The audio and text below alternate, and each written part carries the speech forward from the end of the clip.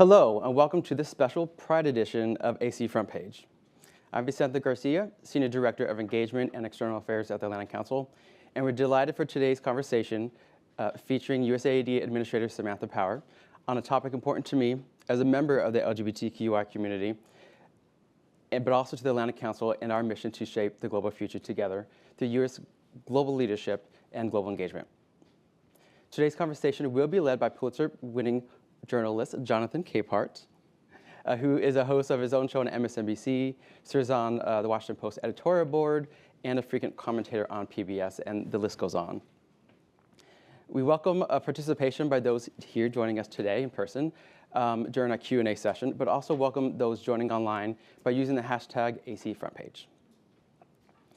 Administrator Power, thank you for joining us here today. We're very eager to hear from you about the Biden administration's and the USD's priorities at addressing global LGBTQI human rights. And so now I'll turn it over to Jonathan to lead our discussion.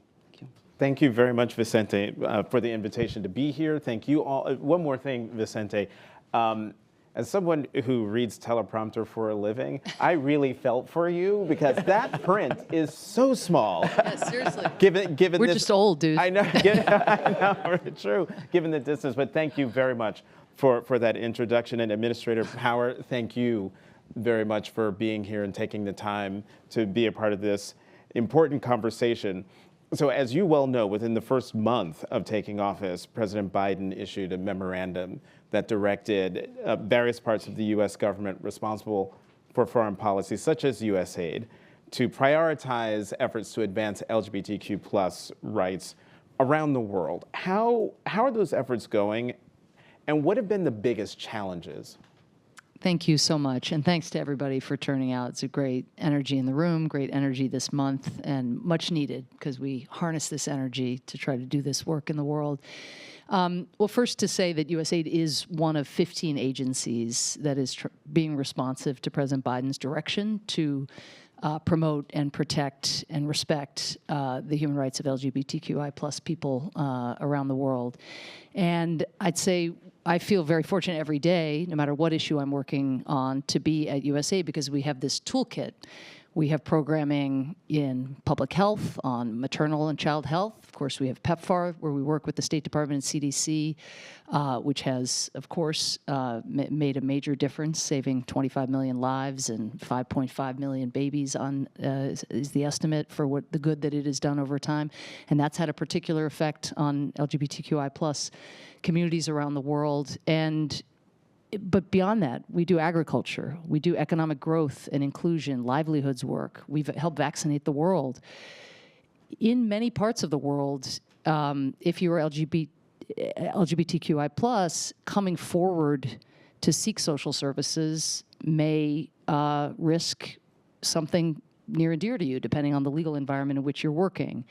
When the fallout from COVID occurred and you saw such economic devastation around the world, given the fact that LGBTQI+ people are often working in the informal sector and may have had, in some instances, less backup, the kinds of crises that have befallen the planet have a disparate impact on marginalized communities and those that have, in a sense, face pre-existing conditions, you might say, including discrimination, stigmatization, violence, et cetera. So we went forth.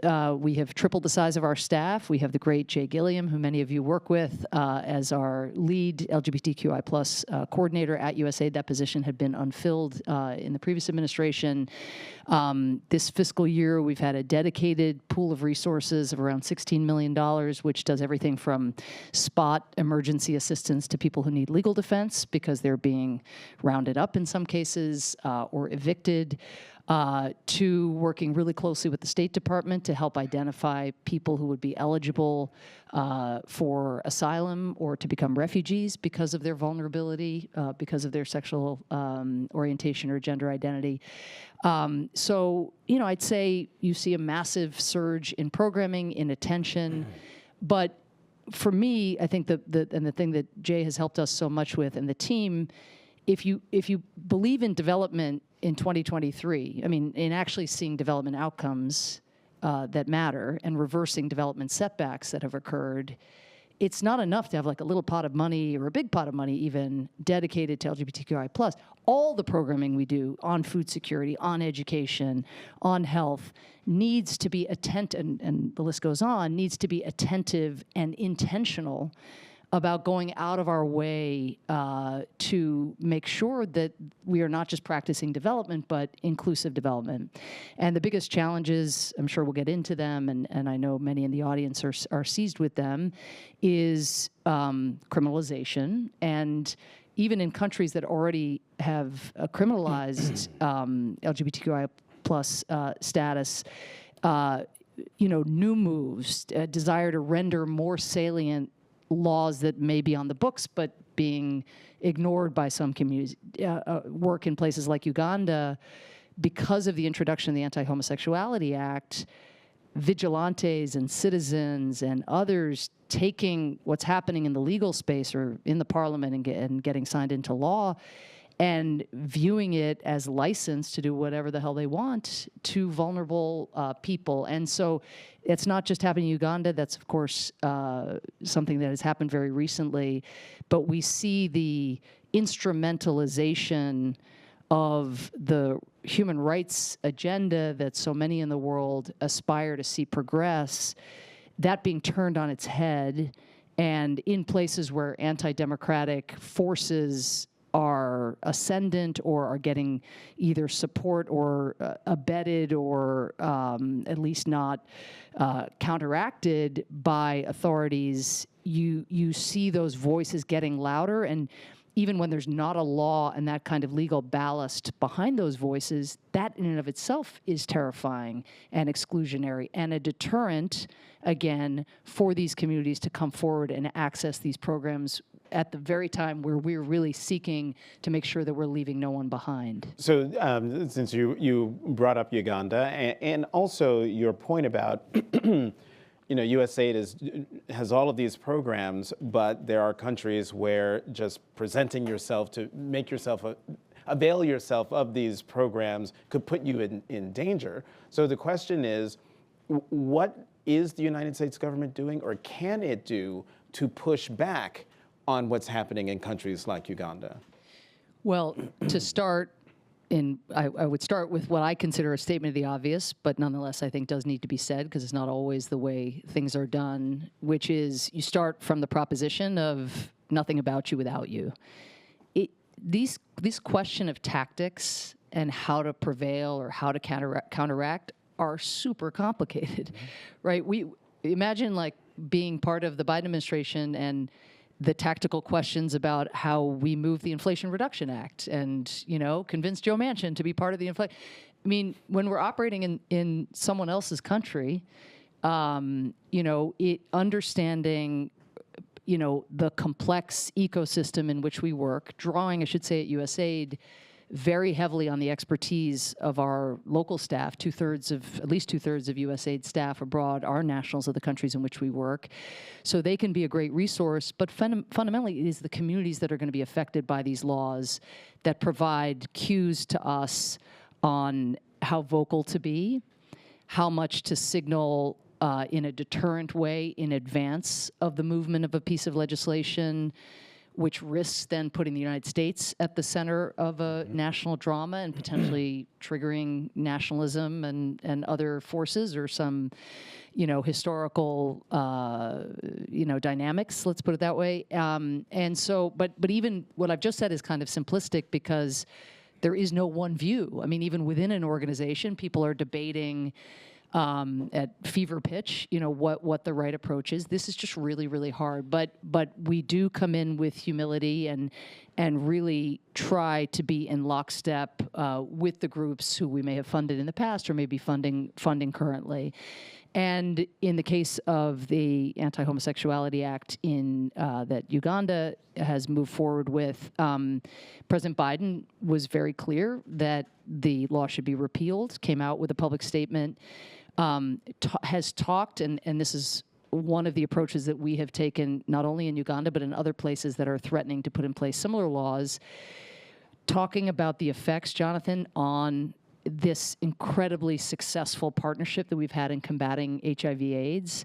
There's one report in Uganda that shows that service utilization is down by more than 60% since the law was introduced.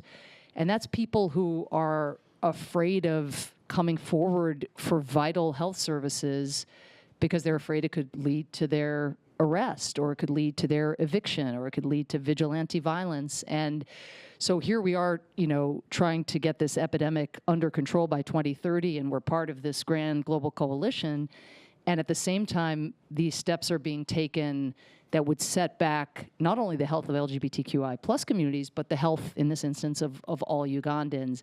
And so, in a sense, really looking at what the practical effects are of being seen to license community involvement in discrimination, stigmatization, and even law enforcement, as you see citizens, again, taking things into their own hands, but trying to find also arguments that have broad appeal in terms of services or programs that a broad swath of the societies in which we work are enthusiastic about, showing the link between those, for example, private sector investment. There's not one country in which USAID works that isn't interested in fueling economic growth, recovering from COVID, getting young people to work.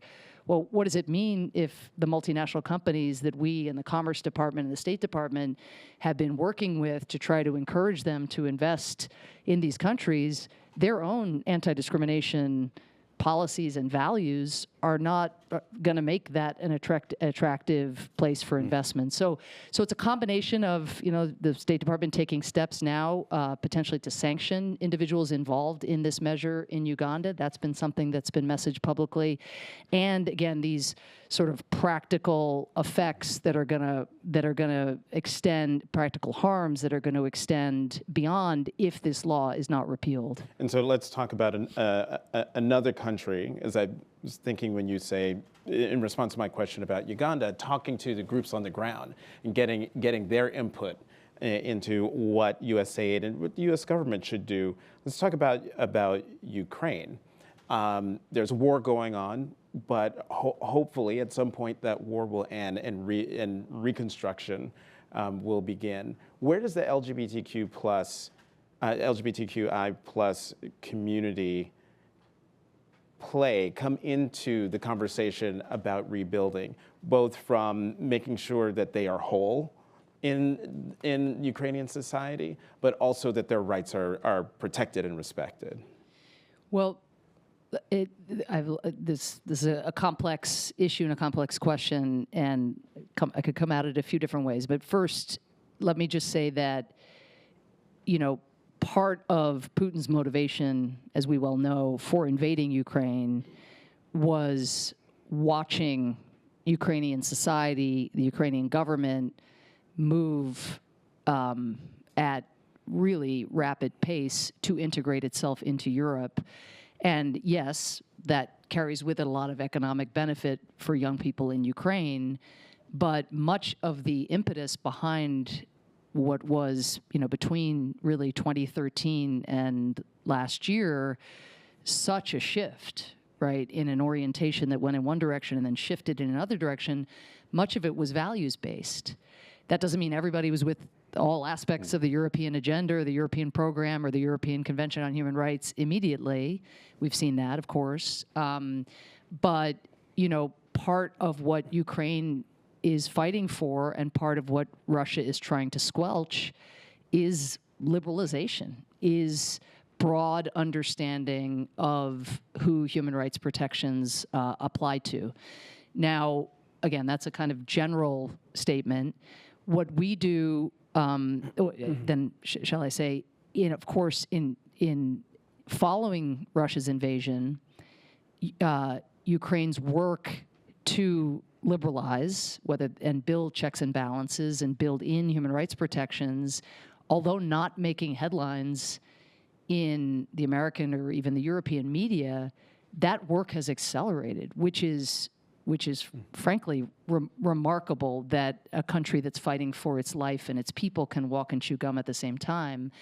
But meaning, you see LGBTQI protections progressing not only through legislative measures and regulation, and as we vet, as the Ukrainians vet, and we support programs to vet judges, their human rights credentials being assessed in this much more comprehensive way. But also, again, as the economy, parts of the economy actually flourish, I know this is hard to believe, but like the tech sector grew by, I think, 7 or 8% last year, that itself, young people being out and being integrated in the world, there are just things happening in the society that I think is going to put Ukraine and above all LGBTQI, communities and individuals in a much more supportive legal and social ecosystem, as the whole rationale for the war is about integrating into Europe, and the criteria by which that Ukraine is going to need to meet, the roadmap and so forth, is going to entail much stronger protections than have existed in the past. To your point, I think, if I understood it, about reconstruction, again, that's incumbent on this intentionality I was talking about. USAID is a critical partner. I was just meeting with the Minister of Finance yesterday talking about reconstruction out of the recent conference in the United Kingdom. As we think about procurement and non-discrimination in procurement, how are those checks and those protections built in? As we think right now about health services and making sure that those are restored every place we can, even places close to the front line or as territories liberated, how does USAID support flow in a manner where we are constantly vigilant to how inclusive those services are and whether or not they are provided? I mean, we've actually managed to distribute, I think it's something like 16 million antiretrovirals in Ukraine, just since the war, has started. So, in terms of the mainstreamed PEPFAR and HIV/AIDS programs, like those have continued. We've managed to be able to keep those afloat, and that took real intentionality on the part of our health team and our Ukraine team. But I think, again, the principle that we want to bring to everything we do in terms of inclusive development is just that it's a design feature of any program that we do, that we are looking to make sure we are going out of our way, just as we would for religious minorities and on behalf of religious freedom, or for women in countries where women are discriminated against, to make sure that we are reaching the full spectrum of beneficiaries, and that any kind of social deterrent or normative factors are ones that we try to circumvent, to make sure that we are being inclusive, because that's going to be in the interests of all individuals living in a country, and economically and in terms of their ability to in this instance, to integrate into Europe. So what do you say to people who question why supporting LGBTQI plus rights should be a part of American foreign policy? Because you could see there might be some people around the world, or even in our own country, who think, I'm down with the community, but why make that part of our foreign policy? Well, I think one way to take that question, which we do hear a lot, and you might even say increasingly in certain quarters, but is to imagine the counterfactual. Imagine a world in which U.S. taxpayer resources are expended in a manner that, in a sense, perpetuates or deepens exclusion of individuals who are really vulnerable. I mean, that would be bad. And not only that, it would have the flavor, I think, in many of the countries we work, for a country that, for all of our imperfections, has long stood for human rights. It would have the effect, I believe, of being seen to kind of legitimate some of the rhetoric and actions and legal measures that are being put forward. So, there's not like some place of neutrality here, right? We are the United States. We, for many, many years in a very bipartisan way, have stood for human rights. We have stood behind the Universal Declaration of Human Rights, which doesn't have exceptions or footnotes excluding particular communities. We stand for implementation of the Sustainable Development Goals, which explicitly say that no person should be left behind, again, without footnotes or caveats.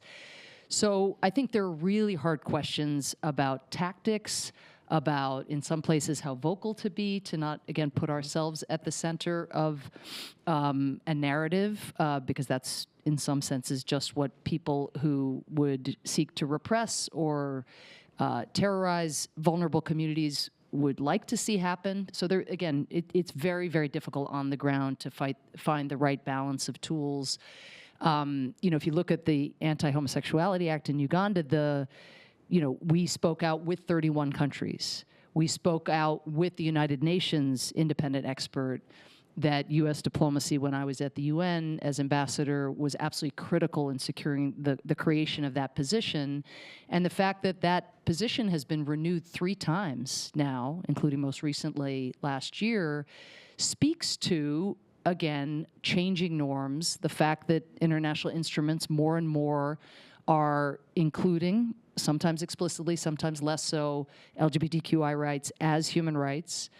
The fact that we see same-sex marriage legalized this last year in Estonia and Slovenia, but also decriminalization in places as varied as Barbados and Singapore, means that these principles are getting traction. And these international instruments, and this is a critical part of President Biden's agenda, are really important, Jonathan, because it gives citizens in a country where on the books, there's lots of happy talk about human rights, but it gives LGBTQI organizations and individuals, something to hang their arguments on, something to say, look, but the United Nations Human Rights Council just appointed this individual. This individual says this. And so when we can act in company, in a coalition, I think that's always advantageous, and that is something we seek to do. When the norms themselves, I was part of getting the Security Council for the first time in what at that time was the 75-year history of the UN, to condemn the targeting of individuals on the basis of their sexual orientation. That had never happened before. And hearing from around the world what it meant for the United Nations Security Council to have done that. I mean, and this was something that was a consensus document. The Russian Federation, a number of African governments that had laws that were not respectful of these human rights on the books went along with that. And so, again, thinking tactically about how to do it and how these norms become more salient in international law, I think is very important. But it is in our interest to have maximum economic inclusion. That's consistent with our economic objectives as a country and our foreign policy interests. It is in our interest to fight repression against whomever it is being carried out. And it is in our foreign policy interest to stand up for our values. President Biden's polling, I think, reflects broad approval, surging poll numbers. I think a tripling in global polls about when the question is posed, do you think Joe Biden will do the right thing? A tripling from his predecessor. And if you talk to people around the world and sort of get a sense of why, the fact that human rights are so central to President Biden's argument and democracy and the importance of democracy delivering, that's a major distinguishing feature, not only of this administration, but really of U.S. foreign policy from some of the big geopolitical actors who are more and more active. So if we go quiet, just in the same way that if we were to go quiet on the rights of Christians in societies in which they are being persecuted and just defer to prevailing, what is taken as prevailing popular sentiment, I think we would really shortchange what is distinguishing about American foreign policy. One more question from me before we open it up to Q&A, and that's this: it's everything you say is terrific and wonderful in terms of what the administration is doing, American values. But I just wonder, when you travel around the world or talk to your counterparts, particularly those in, say, Uganda and elsewhere, how do you respond to what they might say, such as, well, your own country's, no garden party, you've got book bans and drag queen story hours being banned and don't say gay laws, and we're awaiting a Supreme Court decision, possibly tomorrow, definitely by Friday, on whether a cake decorator can say, no, I'm not going to decorate your cake because your same-sex marriage, goes against my beliefs. How do you deal with that when that is thrown back in your face from foreign leaders? We have a policy that Jay has helped shepherd through USAID, which will be the first of its kind, LGBTQI plus policy that'll be out soon. And one of its many, I think, important features is it speaks of the importance of going forth in a spirit of humility and allyship. And I've already spoken, I think, a little bit about the allyship point, but in general, you didn't mention the insurrection. Well, I mean, it wasn't it wasn't an LGBTQI plus insurrection, so I figured I'd just leave leave that out. Point. But go on. No, but what I mean is, in general, we are standing up for democracy and human rights as we are facing domestically very, very significant challenges. I've broadened the aperture a little bit from your question, though your question is very valid. As focused on our discussion, our topic for today.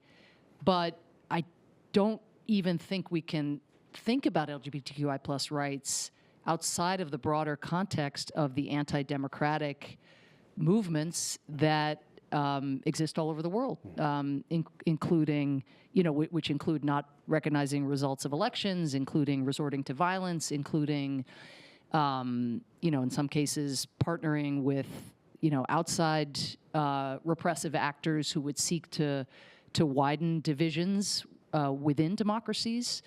So, the statistics, it's, I think 16 years of freedom in decline around the world. And what we see is attacks on minorities generally, sometimes religious minorities, sometimes LGBTQI plus communities are often the canary in the coal mine about a broader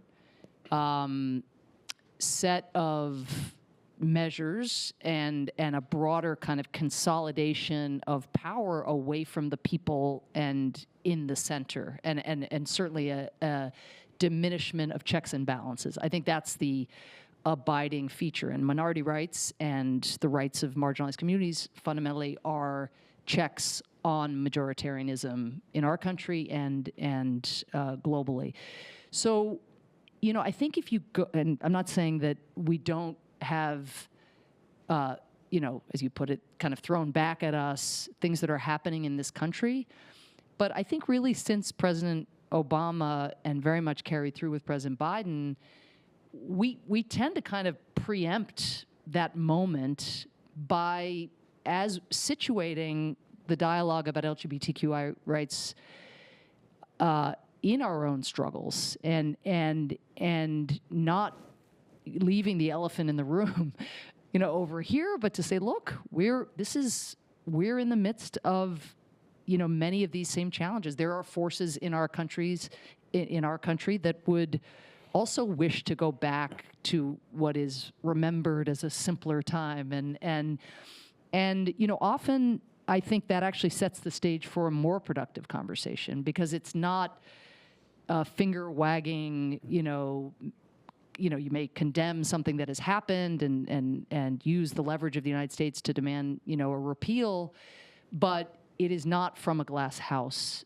that we are having conversations like this. And I was just in Africa, and we'll be traveling again. I mean, the dialogue that we have is a humble dialogue, but it is one that has a North Star that I think can animate us both, and that is rooted fundamentally not only in American values at their core, but in international instruments and in universal values.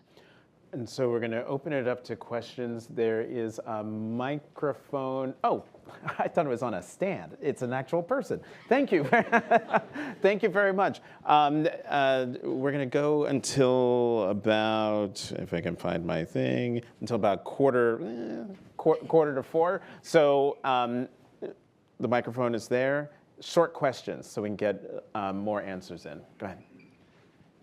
Hi, Administrator Power. My name is Ryan Eric, and I'm Assistant Director here at the Atlantic Council, and we're really thrilled to have you here today. I wanted to ask a question related to U.S. development assistance to Ukraine, and specifically how we're looking at the LGBTQI plus angle as far as our assistance during the ongoing war. I would appreciate your thoughts. Thank you. Go one by one? Or? Yeah. Okay. Quickly. Okay. So in brief, one of the things you'll see again in the forthcoming policy is a broad emphasis on thinking within USAID and within our humanitarian emergency programming about inclusion and about proactive outreach and services.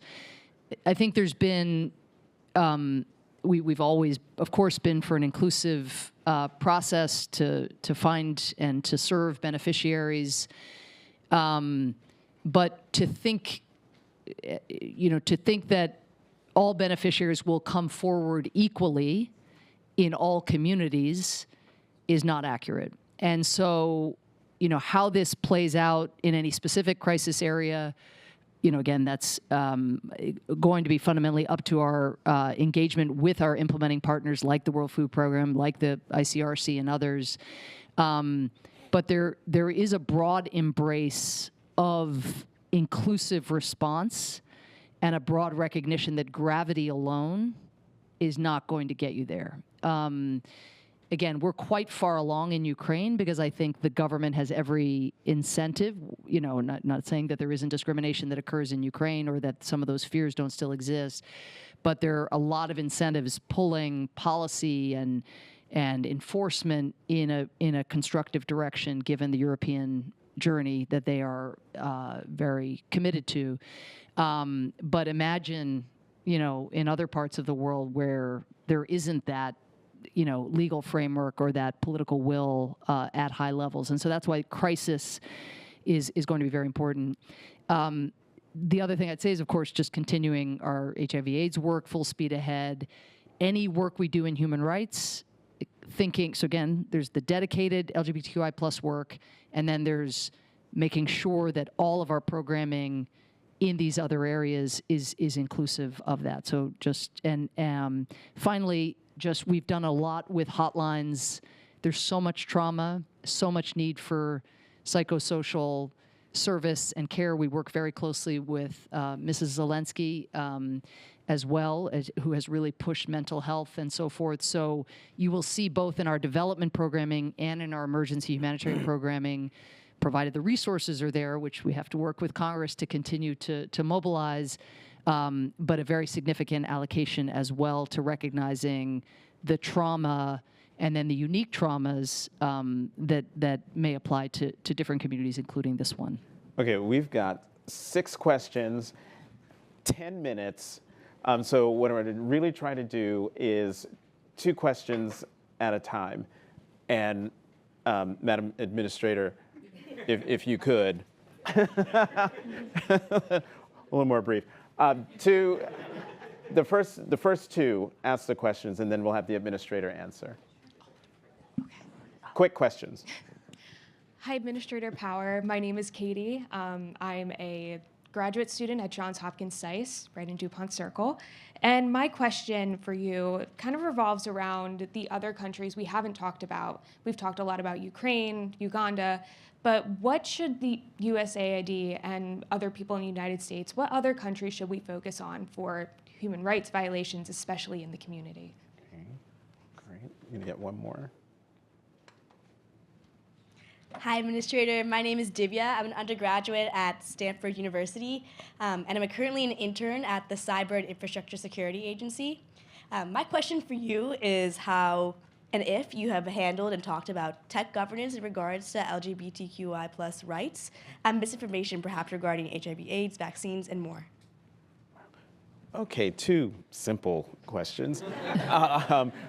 And 9 minutes. yeah. I'm keeping us on time. So on the first question, I would say that there is a spate now of laws, particularly in sub-Saharan Africa, but not only, that are at various stages of legislative movement, let's put it that way.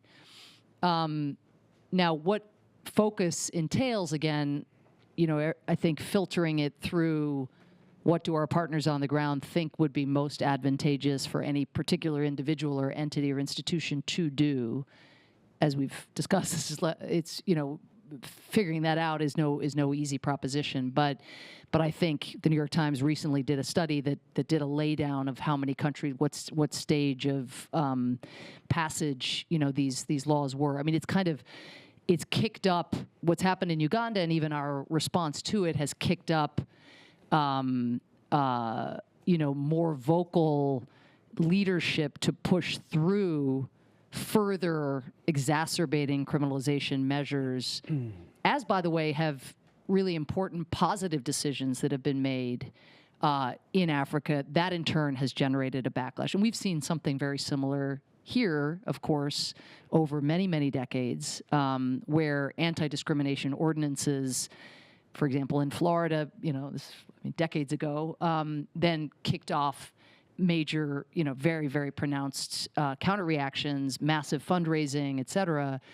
That's happening too, where for a step forward, it then, ignites, certain forces and antibodies, and then you see, proactive moves that really can set back those rights. So again, the tactics, I think we'd have to be very, very case specific. But where I would, especially for those of you who are in civil society or not in the government per se, the actual support for the organizations. And you'll have the chance as well in this country, those of you who are active in the LGBTQI plus community, through the Welcome Corps at the State Department. I'm sorry, I'm going on, but this is a very exciting development that we will actually have the chance, in addition to processing people who are being persecuted on the grounds of their sexual orientation or gender identity, we will have the chance as community members to welcome these individuals. Now, that infrastructure is being built, and it's not, yet where there's a number for you to call, but all of us will have there's a number to call for Welcome Corps, but I'm saying very specifically for LGBTQ from this. Okay, I was told that we were still some weeks away from that. Well, what is the number that people should call then if they want? What is the link? RainbowRailroad.org. Okay, that's the State Department program? No. Okay, so I'm sorry, I was talking. Okay, great. Okay, so rainbowrailroad.org will refer you. I think the State Department piece, we are still moving out to make sure that these partnerships can be ignited in rapid fire. And then the second question, Jonathan, was? I wrote my notes. Tech governance? Tech governance. Yes Is the short answer. I have engaged them. We have 5 minutes and 5 questions. Yes, I have engaged them on disinformation generally, and this is a very important component. Discrimination isn't new. Persecution isn't new. The amount of disinformation, including deepfakes showing President Biden vilifying LGBTQI plus people. I mean, these things are really exacerbating an already very challenging situation. Okay, so suddenly we have 1, 2, 3, 4, 5 questions, 5 minutes. Lord Jesus. All right. Here's what I want to do. I want you each to ask your very brief question, so your question at least gets articulated, and then Administrator Power will answer. Real quickly. All 5. Just all 5. All 5. Thank you very much. Very quickly. What would you say to other countries that stand on principle of non-interference? We don't get to tell other governments how to treat their people. Very briefly, thank you. Okay, thank you. Yes, my name is Bishop Joseph Tolton. domestically in our country, white supremacy, one can argue, is cradled by the far religious right in our country. These actors are also responsible for the racialization of homophobia across Africa. Are there whole of government conversations about how to hold these actors accountable for their racialized efforts? Great question. Hi, David Stacy, Human Rights Campaign. As you know, non-discrimination is a touchstone of equality, and the administration right now is reviewing the requirements for grantees and cooperative agreements and across the foreign assistance agencies. Can you speak to the need to doing that and USAID's role in helping the other agencies do something where we're applying it across the board with all of the agencies on an equal basis? Hey, Mark Bromley with Council for Global Equality. You spoke about the value of both dedicated LGBTQI+ funding and integrated funding, and we're excited that that 15 million is increased to 25 million this year. But on the integration point, how are you thinking about measuring integration for LGBTQI+ persons, particularly in places where being LGBTQI may be criminalized, it's difficult, dangerous to measure? How do we make sure that's more than lip service and that integration is really happening? Because that is where the true value lies. Okay. Last question. Hi there. My name is Bryce Dawson from Counterpart International. You mentioned the difficulties of minimizing intrusion and tactically advocating for LGBTQ+ rights in other nations, as well as mentioned potential procurement policies to ensure LGBTQ+I protections. Do you have any in the pipeline that you're working on or anything in the future?